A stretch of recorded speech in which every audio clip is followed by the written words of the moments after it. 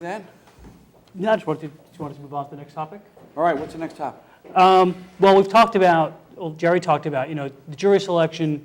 Can you talk a little bit about direct and cross-examination of witnesses? What's going on actually in the courtroom, some tips for that? Sure, okay. I'm jumping, yeah, this is sort of pre-trial, so let me go there. Let's go back to the idea of credibility and presentation of witnesses. Again, in the real world, you don't always get as much opportunity to prepare as you would like. But certainly in private practice, we always want multiple sessions with witnesses before we get to court, certainly with our clients. And what I like to do is when they first come in before trial preparation, without even talking about, okay, we're going to trial now, we're doing this and we're doing that, is I'll just sit down and say, good morning, Mrs. Katz. Lawyers are famous for asking rude questions. Let me ask you one. How old are you, ma'am? And then I will just free-form a direct examination with the client. Without any notes, without any preparation, just free-form a direct examination and have a conversation with them. Sometimes people take notes. Regina did that recently when I did one. She says, that's a pretty good direct. I said, good. And we actually used it as a framework. But what I'm doing there is I'm essentially conditioning the client to the fact that in court, when they testify, I want the testimony to be very much like a conversation where we are speaking in as naturally as possible and telling a story without too much artifact or artifice. And by beginning that way, it happens. The other thing is it's disarming when you do it that way. And it's disarming because when they're not in client mode right away, sometimes facts sneak in that didn't sneak in before. You say, first time I've heard that. Let me work on that. The other thing that sometimes sneaks in is what I talked about earlier, where people begin to become advocates for their case instead of just answering the question. And then at that point, we break out of role and brutally criticize them and say, what you just did there was not answering the question. You were just trying to be the lawyer. You were advocating your position. And then we tap dance on their head and say, seriously, we're advocating for your position. I don't want you giving arguments in response to questions. I want you giving answers. And particularly where you think it hurts us, I want you to answer clearly and credibly and let us worry about how we deal with the damaging facts. Because let's face it, most clients, and this is especially true, I think, in family matters and custody matters and other matters, they're invested. They're geared up. They're into this. And they want to tell their side of the story. And I like to back them away from that.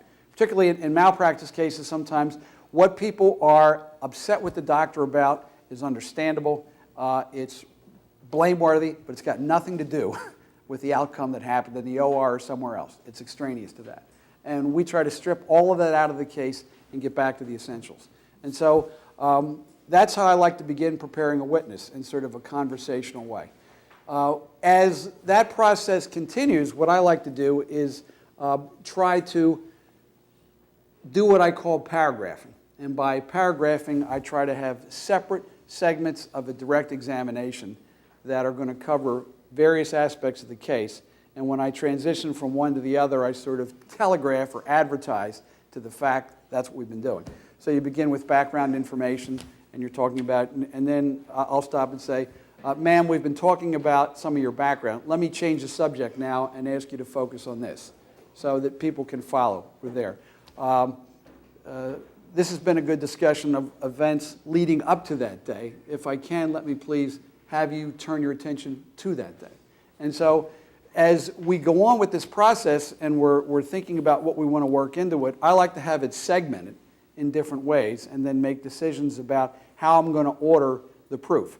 If there are problem facts, do I want to get them out toward the beginning of the direct? If not, where in the direct? And how are we going to deal with those things?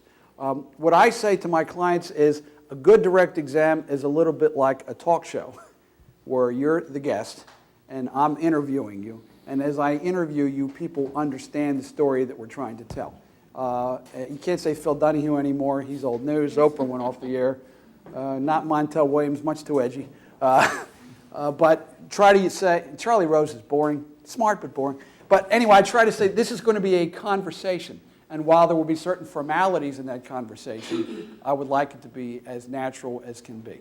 And one of the things I say is now, during the course of this trial, I'm going to make some mistakes. I'm going to get a date wrong. I might get a name wrong. And when I do that, when I'm questioning you, I want you to stop me and say, Mr. McHugh, I think you mean this. And then I'll make a joke and say, good thing one of us knows what they're doing.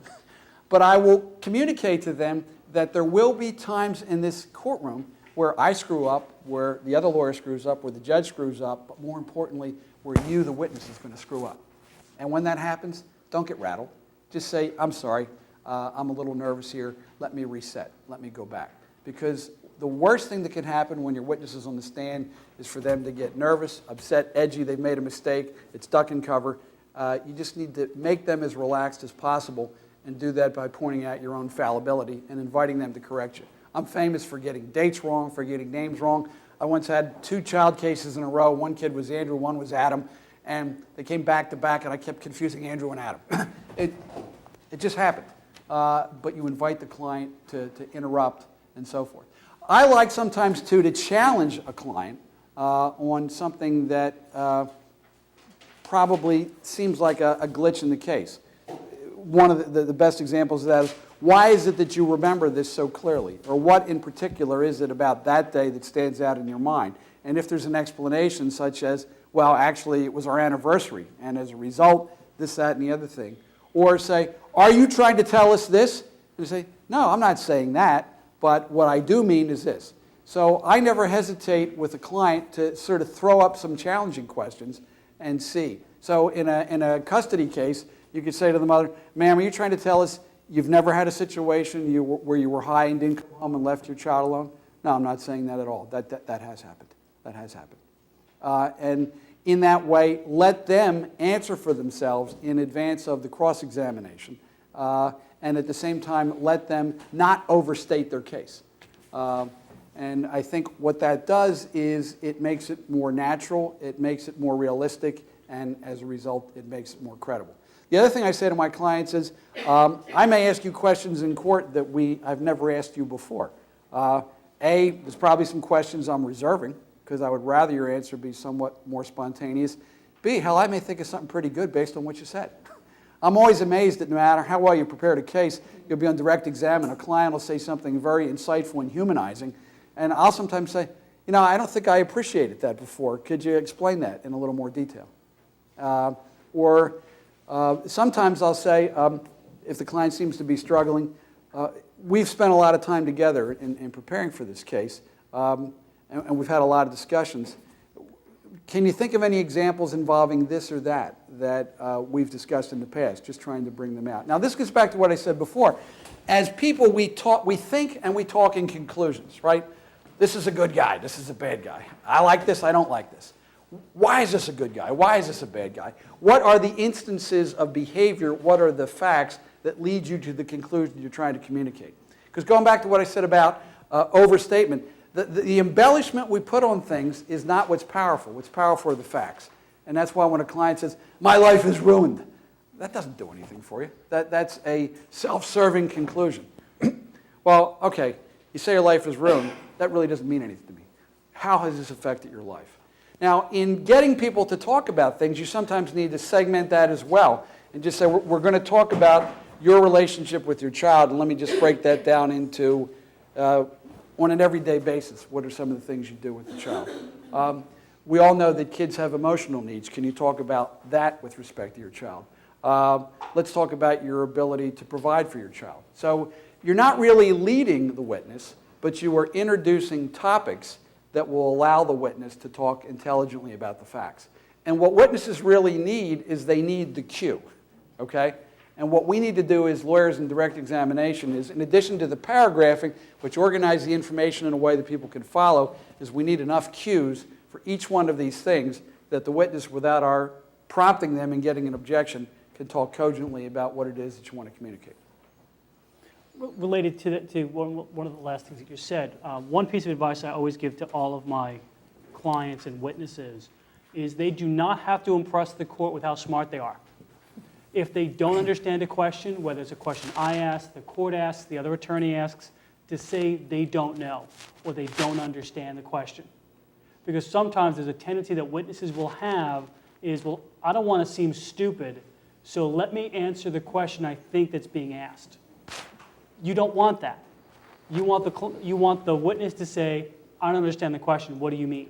Or I don't understand what's being asked of me. Because the court would rather have that information and get a clarification than the witness saying something that they really didn't mean. Because I've told many clients and many witnesses, once the statement comes out, it can't go back. You can ask the court, you can please disregard it. It doesn't matter. It's already been heard. The statement came out. You cannot put that cat back in the bag. So I always impress upon witnesses, do not try to impress the court with how smart you are. If you don't understand it, say you don't understand it. And it's the most difficult with very educated witnesses. Doctors and lawyers don't ever want to seem like they don't understand something. And you may have a case, even if it's a pro bono case, where the witness is a highly educated individual. Maybe it is a lawyer is the other party. Or maybe it is a doctor who's testifying about the specific facts of a case as a witness. You're going to run into those situations. Regina, are there any other tips that you give witnesses? I was just going to add or comment. Jerry mentioned that you may ask, to let the client know, I may ask you a question that we've never asked at all in all our prep sessions. And the contrary is also true. I think you need to prepare them that we have asked an exhaustive amount of questions of you. We have prepped you at length, and then I may not go into any of those areas. And that's in part because the whole trial process is so fluid, and you may be getting the vibe that the judge wants to move it along, or the vibe that the jury has heard enough on topic A, and while the client is going to be a pivotal witness and really the witness that's going to tell the story, you have to be prepared and ready to sort of pick and choose how the story is going to come in so that the jury isn't getting annoyed that we heard this once or twice or 3 times already, or that the judge wants this to end by 4:15. Unfortunately, despite the fact that you have devoted many hours and perhaps years to the case, it still has to move along.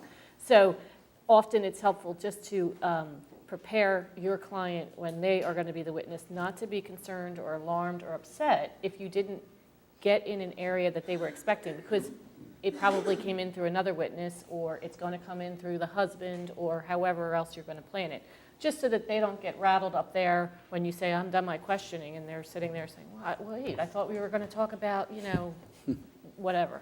So that would be the only other comment I would add. And just how critical the preparing the witness for the entire process and sort of having that conversation-like approach that Jerry does do is so helpful, because it makes them a little more comfortable when they finally get in that witness stand.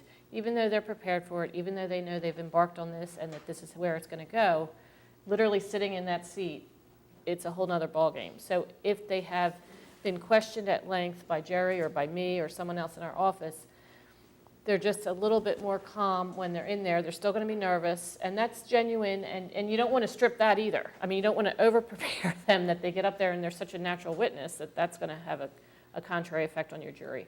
So it is, again, everything seems to be a balancing act today, but it really is conscious decisions along the way to get to that end point. How do you prepare your witnesses for cross-examination? Most of the time, I try to put them at ease in this respect. We drill into their head that their job is to be the witness and our job is to be the lawyer, and that we never want them to be an advocate for themselves on the witness stand. And therefore, their job on cross-examination is simply to tell the truth. One of the things we say is, you may have heard this advice, always give short answers and never volunteer. We don't tell our clients that. What we tell them is, answer the question that has been asked of you. If the question that has been asked of you calls for a short answer, give a short answer. But if the question that is asked of you calls for a long answer, give a long answer. And that always to tailor the answer to the question. On cross-examination, one of the things we say is, whenever there's a premise in the question, would you agree that, or isn't it true that, or wasn't your testimony that, that's where you want to listen the most carefully before you give an answer. And then say, no, I wouldn't put it that way.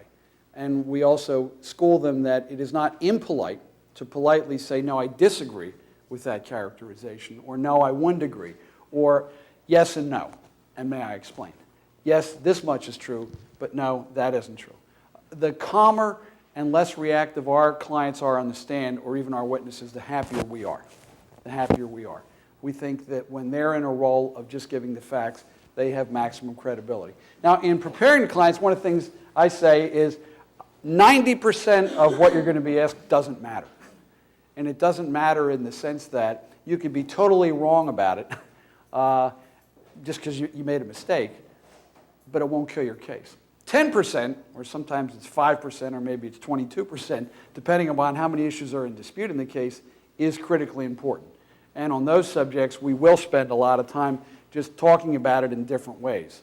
So if it's a very, we don't get a lot of automobile cases, but every now and then we'll actually get an intersectional case in the office where it'll be stuff like, well, when did you first see that, and when did you first see this, and we'll run them through all the permutations of regular questions. In custody cases, I think you need to just begin to prep them for all the hard questions about, isn't it true that on this occasion you were found away from the child? Isn't it true that? And have them prepared to confess that which they need to confess rather than appear belligerent and defensive. Say, yes, that's true, and I understand that that's serious. So really for cross-examination, we try to zero in on what's most important, urge them not to be combative or angry. Now on that, one of the things I want to add about direct exam is how do you deal with anger and emotion in a witness? In the cases that we handle, a lot of them are death cases, most of them are very serious injury cases, and there's unquestionably an emotional component to the case. And I always tell my client before deposition, in all probability at some point you're going to cry. Don't worry about it. It's natural, it's human, and you may cry at something you didn't expect. We had that in a trial recently where the witness broke down over talking about family members helping her right after she had this horrible incident. And it was actually the memory of how loving they were that overwhelmed her with emotion, and she cried at that point. And she said, this is so silly. And I always give them permission to cry, but just not get carried away. And just say, we'll get over that. Now, as the lawyer, when a witness gets emotional, I just shut up. I don't always say, Judge, maybe we have a moment. Sometimes I'll just wait a minute and say, can you continue now? And I always put it in terms of, are you okay? Because I don't want the jury to think, oh yeah, now you want to make her cry more, don't you? Yeah, just, are you able to go on now? And then, or sometimes I'll say, we talked about, this might get emotional. All right, think you can move on? Yeah, and try to move on. In family custody cases, there's a lot of emotion. There's obviously emotion involving possibility of losing a child. There's custody about an ex or this, that, and the other thing. Spirits and tempers are high, and I think that's a particularly charged environment. So, Mike, what would you say about that? I've always advised witnesses, if they're going to get emotional, they can, but it has to be natural. I mean, if they're going to get angry, they can get angry. They have to be in a bit more control of the situation because, the judge can hold them in contempt if they're unruly. If a witness gets upset and is brought to tears, just as Jerry had mentioned it, it's going to be natural. The courts are a little concerned about the witnesses who are totally unemotional in some of these situations because you realize what we're dealing with. But that's how some people deal with it. The way they deal with their emotions is they shut down, they clamp down on their emotions, and they come across very robotic. Find out from your client, from the witness, how they react when they get emotional, so you're not caught off guard. But again, as we were talking about with several other things, there's a whole balancing act. The court's not going to want to deal with a witness's histrionics because you happen to hit the wrong buttons and have set the witness off on this path of getting very emotional. You've got to get that sense yourself and figure out where that balance is. What topics do I have to tread lightly on because it's going to trigger this very visceral response, whether it's from your witness or from the other's witness. You don't always want to hit the other side's hot buttons just to get them to react because it can work against you. The court can say you're badgering the witness even though it may not seem that way. Based on the reaction, it could be perceived as you're badgering the witness, and you've now developed sympathy for the other side when you don't want to. We'll talk about that attack problem in a minute, but let me war game the idea of the unemotional client. You've spent enough time with a parent, and you're concerned, gosh, they're not showing the type of emotion that I would expect. Do you think it's good to then address that on direct and just say, as we've talked about these issues, you really seem to be in control of your emotions. Why is that, or not? I would definitely want to bring that up. Because judges are people too. I know some people may question that, but they actually are. And so they actually have expectations as to how certain people should be reacting to certain situations. Just imagine you're the judge, and if you have a party who's a parent who is totally unemotional talking about the health and welfare of their child. If a witness sat there and said, yes, I'm very concerned about how the other parent treats my son, you'd start by going, really? So you've got to be able to deal with that somehow. And a lot of it you'll be dealing with it with the witness before the witness gets on the stand. Because if you notice that the client is a lot more emotional when you're talking to the client outside of court than once they're on the bench, once they're on the witness stand, yeah, you get a sense of it's the witness's nervousness, and it's how they're trying to deal with it. So then you get into trying to calm the witness down, make the witness feel more comfortable, make the witness feel like they're just having a conversation with you about the topic, and they just happen to be in a courtroom. One other thing to keep in mind, and I know from the family court perspective, I'm not sure about the traditional other civil matters. The judges in family court and some of the masters for some of the support and custody situations, they will also ask questions. So you need to prepare your witnesses to recognize the fact that it's not just the attorneys who are asking things. You may get a question from the judge. The judge may totally take over the questioning and ask a whole series of questions because the judge wants to get right to the topic. And as the attorney, you just have to sit there and accept it. There have been a couple times where I've actually objected to a question that a judge has asked. You know, you're going to be overruled, but you can make the objection. You can give it a shot. I don't think you run into that too often in your civil cases. Do either of you? With expert witnesses, I find that judges are sometimes tempted to intervene. And I find that federal judges are far more prone to embark on questioning of witnesses than state court judges. I mean, I was just going to add, in New Jersey, the judge will ask questions, and the jury is permitted to ask questions. Now, they get submitted to the judge, and then there's a discussion with counsel to determine whether it's appropriate for this question to be asked. But you would be surprised the number and amount of questions that are permitted to come from the jury. So that's a very good point to prepare the witness, that it will not just be the counsel, but it could be the jury, and they may very well ask the very question that everyone was hoping would not be asked. and actually in support cases before support master, the support master asks all the initial questions. All of the basic information that the master is going to want, the master asks all the questions first and then says to counsel, is there anything else you want to add? So you need to know that procedure beforehand, so when you're preparing your witness, your client, you can say, look, I'm not asking you questions first. The master's going to be asking all these questions first, so don't let that throw you off.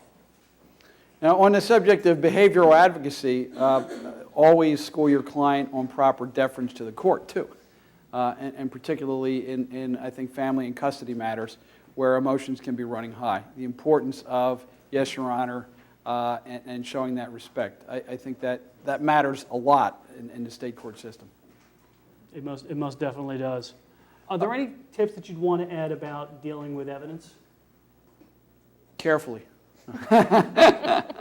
I think evidence is too broad a subject to really tackle, other than the caution I mentioned before. Don't assume that because you've got something, it's evidence. Always ask yourself, how does this come in? Does it need to be authenticated? And if so, by whom?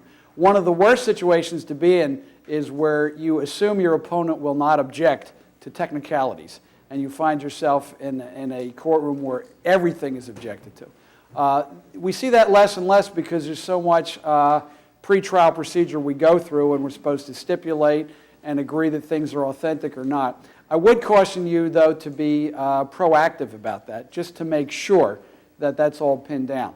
With lawyers I know, you can do that with just a verbal agreement. There are certain lawyers you get to know well and know you can't do it with a verbal agreement, and then you want to spell out in writing, we've agreed X, not just that they're authentic, but that they're authentic business records and that they qualify for admission under such and such and such and such. I've at least one time had somebody say, well, Judge, I agree they were authentic. That didn't mean I agree that they were business records that were admissible. And the judge kind of said, really? And so we sort of got past that, but it would have been an embarrassment had the judge said, well, Mr. McHugh, are you prepared to authenticate these as business records? So always vet those technicalities ahead of time. One thing I didn't touch on, but Mike's comment prompted me to think about it, when the witness is not whom you expect it to show up. As in, they come into court and somehow that day they are dramatically different. Hopefully you find that out before they get on the witness stand.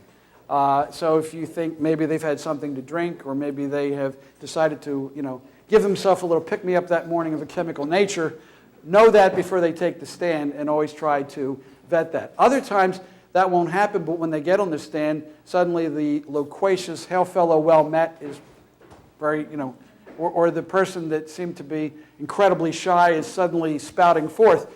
You always need to be a little bit ready for the Jekyll and Hyde, as I call it, and try to then say, Mr. Jones, you don't quite seem yourself today. I mean, you and I have spent a lot of time together.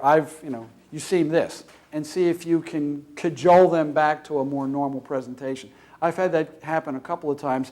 Once it worked out very well. The other time it was with an expert witness who I'm sure we later concluded probably took something for nerves right before he went on the stand and was stumbling through his resume, and it was the most painful direct of my entire career, where it was just astonishing to see, and I felt in that instance I didn't have a game plan for what to do. In hindsight, I should have asked for a recess and said, Judge, can we see you? And then find out what's going on. But I was so flat-footed, dumbfounded. It's a witness I had met with 3 times. I had spent the lunch break with him before court. Then he went to the men's room, and he was also a psychiatrist. And the next thing you know, he's like, really? So that's sort of, I share that moment of despair, as a cautionary tale, that when that happens, I think sometimes you just say, can't get any worse. Judge, can we just have a recess here and try to get to the bottom of the situation? I'm always quoting Jerry Lipton because he's taught me so much, but one of the best things he ever taught me was, kid, you can't be deader than dead. Came back from a trial one time, and it was just a dreadful day, and I'm moaning and whining, and he says, kid, you can't be deader than dead. Sit down, figure out how to solve these problems, go win the case. And then I realized, that's right. Yeah, this was a bad day. We got our ass kicked. Now, what are we going to do? We're going to lay there, or we're going to get up? So when you've hit that unexpected wall, and it happens to all of us all the time, and I always say to my clients, trials are uncontrolled events. Things happen that nobody ever foresaw. And you just need to, in the moment, do the best thing you can do to react to that. And where you're really screwed, it doesn't hurt to think outside the box. Judge, can we have a moment here and find out what's going on? I didn't do it that time. I think I learned something from that, and so I share it, and I would do it next time. The other thing that Litfin always said that I take to heart is this. What we do, folks, is we make judgments as lawyers, right? And they might be wrong. Let's face facts. There are incredible numbers of judgments we make at every juncture of a case. Am I going to pursue that theory? Am I not? Am I going to call that witness? Am I not? Am I going to use this expert? Am I not? Am I going to ask this on direct or don't I? Do I do this on cross or don't I? Am I going to tick the judge off if I do this? Think about all the judgments we make. We make literally hundreds, if not thousands, of judgments in a case. Guess what, folks? Some of them are wrong. You just got to live with that. And what Litfin always said is, the only sin in being a trial lawyer is not to make judgments. And by make judgments, what he meant was, think about it long and hard, have good reasons for doing what you're doing, and then set your course and follow it. Sometimes you're going to be right, sometimes you're going to be wrong, but you need that confidence to keep going when your strategy seemingly is disintegrating. You need to overcome that and keep going, because you can't be deader than dead. And particularly in a pro bono context where a lot of folks have desperate situations, you sometimes need to just claw it out and do what you can do, much like my boss from the neighborhood law office in West Philly, who finally got the judge to see that, maybe I better find reasonable doubt here, just because at the end of the day, it's the right thing to do. So, all right, let's talk about cross-examination, if we can.